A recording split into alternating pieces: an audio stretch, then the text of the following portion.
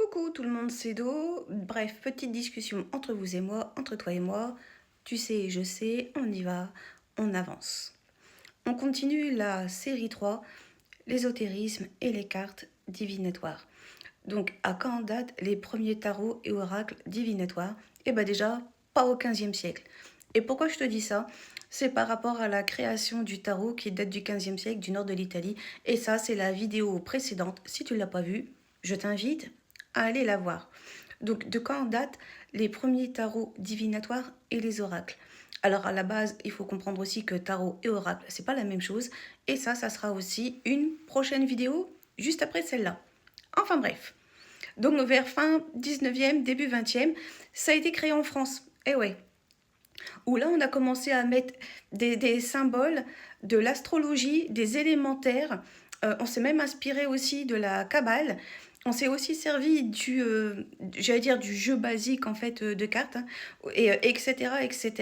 Et là, on a commencé vraiment à faire des liens de prévision, voire de prédiction avec les cartes. Mais là, c'est quand il y a eu une grande mouvance, un moment sur le mysticisme, l'occultisme, le spiritisme, etc., etc. Il y a eu un moment où justement, on a eu envie de comprendre et de savoir ce qu'il pouvait y avoir après la vie, si on pouvait avoir accès au futur, et voilà.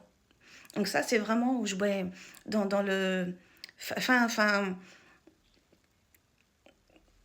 Oui, fin 19e, par là, en fait. Alors, à savoir que les cartes, ça a été plus vers le 18e. Ça, par contre, je me suis mal...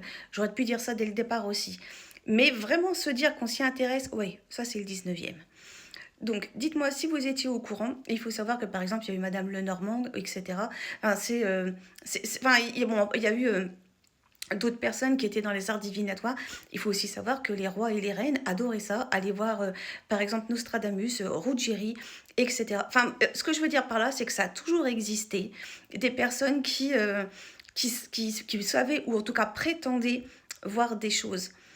Et l'oracle, quand on dit création, je vais vous faire ma prochaine vidéo pour justement vous expliquer la différence. On va pas tout mixer dans celle-là, parce que je pourrais tellement tout... En fait, je pourrais vous en faire une, mais elle va durer trop longtemps.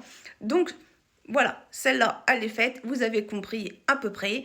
Et puis, je vais vous faire l'autre sur la différence entre tarot et oracle. Comme ça, au moins, ça vous mettra une suite logique. Écoutez, à tous une très très bonne journée. Et ciao ciao, bye bye. J'ai l'impression qu'elle est brouillon, hein, cette vidéo, mais elle l'est pas, si vous avez compris. Donc on recommence. À peu près 18e siècle, c'est là où les cartes divinatoires prennent du sens.